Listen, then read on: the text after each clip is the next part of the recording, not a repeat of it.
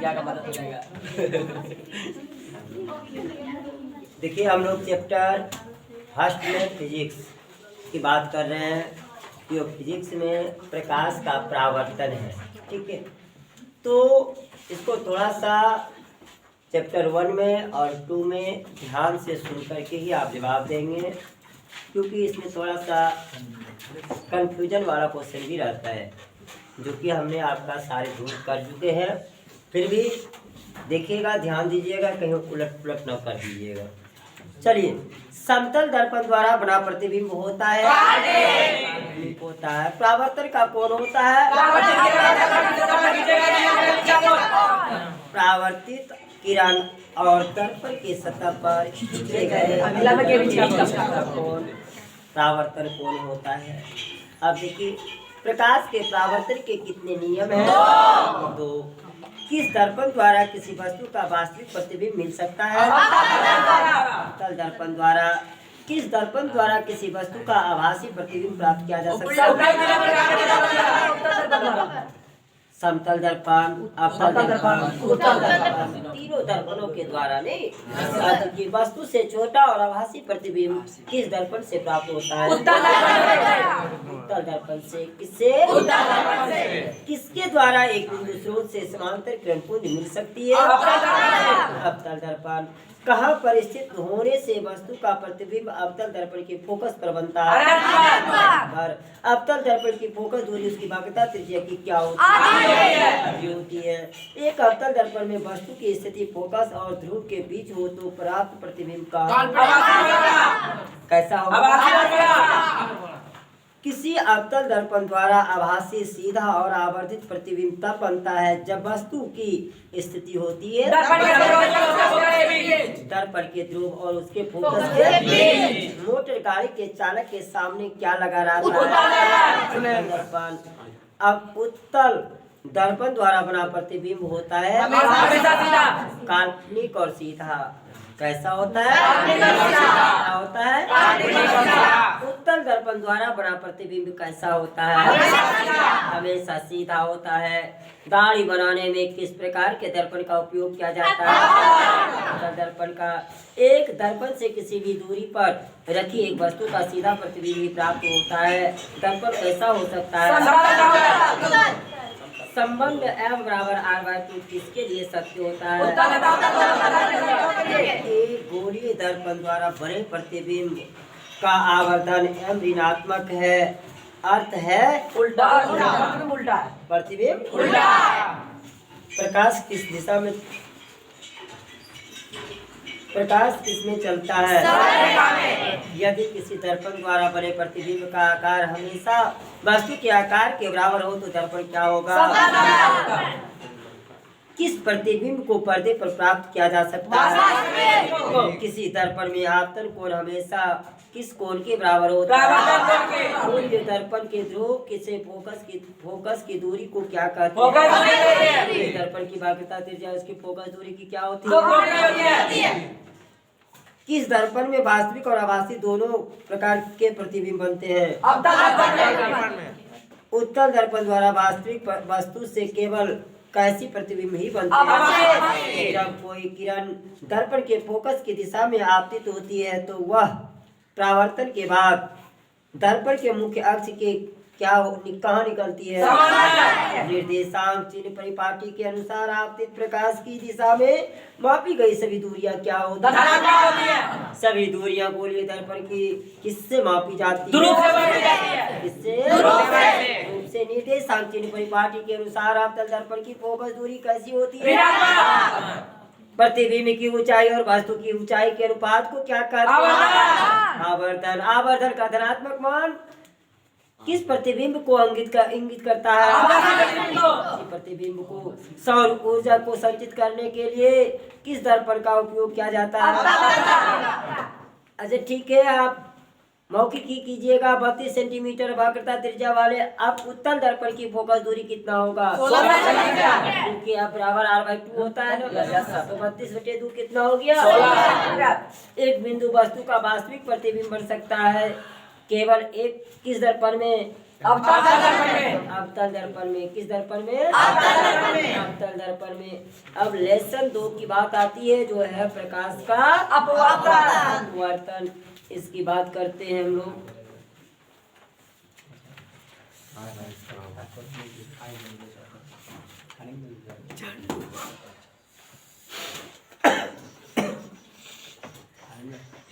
जब प्रकाश की एक किरण एक माध्यम से दूसरे माध्यम में जाती है तो अपने पूर्व पथ से विचलित हो जाता है। इसे क्या कहते हैं? प्रकाश के अपवर्तन के कितने नियम हैं? प्रकाश की एक किरण जब विरल माध्यम से सघन माध्यम में जाती है तो वह क्या होता है? अविलंब की ओर मुड़ जाती है। विलंब की ओर मुड़ जाती है। क्या होती है? अविलंब की ओर मुड़ जाती है। प्रकाश की एक किरण दो माध्यमों को अलग करने वाली सतह पर लंबवत पड़ती है तो क्या होता है? विलंब से निकलती है। पानी से भरी बाल्टी की गहराई कम मालूम पड़ने का कारण क्या है? जब प्रकाश एक माध्यम से दूसरे माध्यम में जाता है तब अपवर्तन होता है। प्रकाश की दिशा में परिवर्तन होने के कारण सघन माध्यम से विरल माध्यम में प्रवेश करने पर आवर्तन कोण और अपवर्तन कोण में क्या संबंध रहता अपवर्तन बना रहता है। है? जब प्रकाश की किरण हवा से कांच के प्रिज्म की परावर्तक सतह से होकर प्रवेश करती हुई दूसरे परावर्तक सतह से होकर बाहर निकलती है तब वह मुड़ जाती है। किसी बिंदु वस्तु से निकलकर किरणें किसी लेंस से अपवर्तित होकर जिस बिंदु पर मिलती है उसे क्या कहते हैं? किसका उपयोग लेंस बनाने के लिए नहीं किया जा सकता? टीका। कौन किसी वस्तु का वास्तविक प्रतिबिंब बना सकता है? उत्तल लेंस। क्या? किसी माध्यम के अपवर्तनांक का मान क्या होता है? क्या? प्रकाश एक माध्यम से जिसका अपवर्तनांक n1 है दूसरे माध्यम में जिसका अपवर्तनांक n2 है जाता है। यदि आपतन का कोण I और अपवर्तन कोण R है तो साइन I बटे साइन R किसके बराबर होता है? सरल सूक्ष्मदर्शी में किसका उपयोग होता है? उत्तल लेंस। कैसा होता है? किनारों की अपेक्षा किसी उत्तल लेंस के सापेक्ष कोई वस्तु किसी स्थान पर रखी जाए किस स्थान पर रखी जाए कि वास्तविक उल्टा और बराबर आकार का प्रतिबिंब प्राप्त किया जा सके। क्या? उत्तल लेंस में जब वस्तु फोकस एवं लेंस के बीच रखी जाती है तब कैसा प्रतिबिंब बनता है? काल्पनिक और सीधा। एक उत्तल लेंस से 30 सेंटीमीटर की दूरी पर एक वस्तु रखी गई हो तो लेंस से उतना ही दूरी पर वास्तविक प्रतिबिंब बनता है। लेंस की फोकस दूरी क्या होगी? 15 सेंटीमीटर। कहीं कोई दिक्कत है? नहीं। एक अवतल लेंस की फोकस दूरी 20 सेंटीमीटर है, उसकी क्षमता क्या होगी? -5 डायोप्टर। यदि वस्तु उत्तल लेंस के फोकस तथा फोकस दूरी की दुगुनी दूरी पर के बीच हो तब प्रतिबिंब क्या होगा? वास्तविक होगा, उल्टा होगा और बड़ा बनेगा। जब एक उत्तल नहीं किस लेंस द्वारा केवल काल्पनिक प्रतिबिंब बनता है?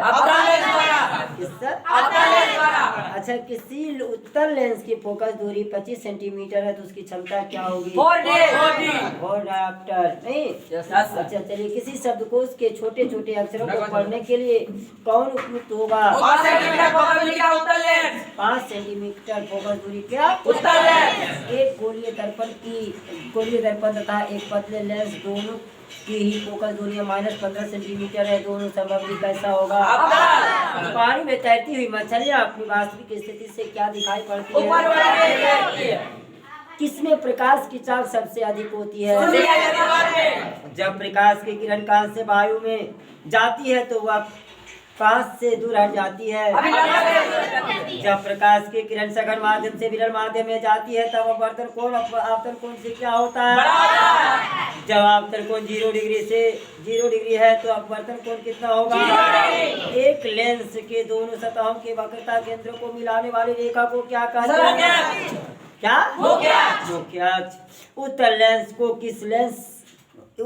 को और कौन सा लेंस भी कहा जाता है? अच्छा, अवतल लेंस को? ठीक है। किसी पतले लेंस का क्या उसके मुख्य अक्ष पर वह बिंदु है जिससे होकर जाने वाली किरण लेंस से अपवर्तन के बाद बिना विचलन किए निकल जाती है? प्रकाश केंद्र। क्या? एक उत्तल लेंस के फोकस पर रखा प्रदीप्त विद्युत बल्ब किस किरण कौन सा किरण पुंज देगा? क्या? किस लेंस में समांतर प्रकाश पुंज को अपने फोकस पर अभिसारित करता है? उत्तल लेंस में। अच्छा, किस लेंस में समांतर प्रकाश पुंज को अपसारित कर देता है? उत्तल लेंस द्वारा काल्पनिक प्रतिबिंब तब बनता है जब वस्तु फोकस दूरी से कितने दूरी पर कम या अधिक दूरी पर रहती है? कम दूरी पर। किसी लेंस की क्या उसकी फोकस दूरी f के व्युत्क्रम से मापी जाती है? क्षमता। लेंस की क्षमता का SI मात्रक क्या होता है? क्या? चलिए ठीक है, 2 मीटर फोकस दूरी वाले अवतल लेंस की क्षमता कितना होगा? माइनस 0.5 किसी पारदर्शी माध्यम का अपवर्तनांक प्रकाश के निर्वात में चाल तथा उस माध्यम में चाल का क्या होता है? अनुपात होता है। क्या होता है? पार्ट 3 में चलते हैं, जो मानव नेत्र वायुमंडल अपवर्तन और प्रकाश का वर्ण विक्षेपण है, इसकी ओर चलेंगे हम लोग। चलिए, तो मानव नेत्र में किस प्रकार का लेंस पाया जाता है?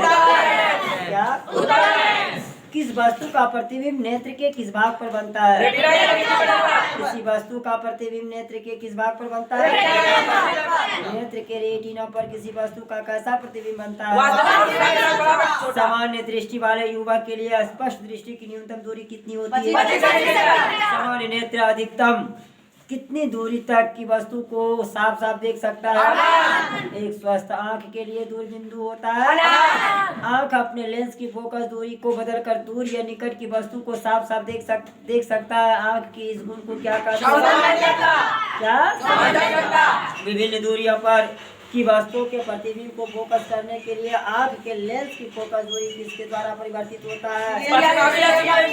सिलियरी अपक्षमावी पेशियों द्वारा। किसके द्वारा? नेत्र लेंस की फोकस दूरी कम हो जाने से कौन सा दृष्टि दोष होता है? किस दृष्टि दोष में किसी वस्तु का प्रतिबिंब रेटिना के पीछे बनता है? निकट दृष्टि दोष का उपचार किस प्रकार के लेंस से किया जाता है? किस दृष्टि दोष को दूर करने के लिए उत्तल लेंस का उपयोग किया जाता है? नेत्र निकट स्थित वस्तु को स्पष्ट रूप से नहीं देख सकता है, उस नेत्र में क्या होता है? दूर दृष्टि दोष वाले आंख साफ साफ क्या देख सकते हैं?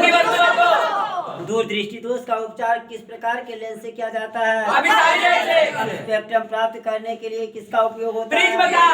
प्रिज्म से होकर गुजरने के बाद श्वेत प्रकाश विभिन्न वर्णों में विभक्त होता है, इस घटना को क्या कहा जाता है? एक प्रिज्म कितने सतहों से घिरा रहता है? श्वेत प्रकाश जब एक प्रिज्म से होकर गुजरता है जो वर्ण सबसे कम विचलित होता है वह कौन सा? लाल। प्रकाश के किस वर्ण के लिए तरंगदैर्घ्य अधिकतम होता है? लाल। श्वेत प्रकाश की किरण जब किसी प्रिज्म से होकर गुजरती है तब जो वर्ण सबसे अधिक विचलित होता है क्या कहलाता है? नेत्र द्वारा वस्तुओं का प्रतिबिंब उसके किस पर बनता है? सामान्य आंख कितने सेंटीमीटर से अधिक दूरी तक की वस्तुओं को स्पष्ट देख सकती है? जब नेत्र को बहुत दूर स्थित किसी वस्तु पर फोकस किया जाता है तब नेत्र लेंस की फोकस दूरी की क्या होती है? दूरदृष्टि दोष वाला व्यक्ति किसकी वस्तुओं को स्पष्ट देख सकता है? वायुमंडल के किसके कारण सूर्योदय के समय सूर्य क्षितिज के ऊपर आने के कुछ पहले ही दिखाई पड़ने लगता है? क्या? प्रकाश पुंज के विभिन्न रंगों में अलग होने की घटना को क्या कहते हैं? विक्षेपण। क्या? प्रकाश के वर्ण विक्षेपण में किसका रंग विचलन सबसे अधिक होता है और सबसे कम किसका होता है? बैगनी का सबसे अधिक, लाल का सबसे किसी कण पर पड़कर प्रकाश के एक अंश के विभिन्न दिशा में छितरने को प्रकाश का क्या कहते हैं? प्रकिरण। किसी माध्यम में छोटे छोटे कणों के निलंबन को क्या कहा जाता है? कोलाइड। किसी कोलाइडी विलयन में निलंबित कणों से प्रकाश के प्रकीर्णन को क्या टिंडल प्रभाव। क्या कहते हैं? टिंडल प्रभाव।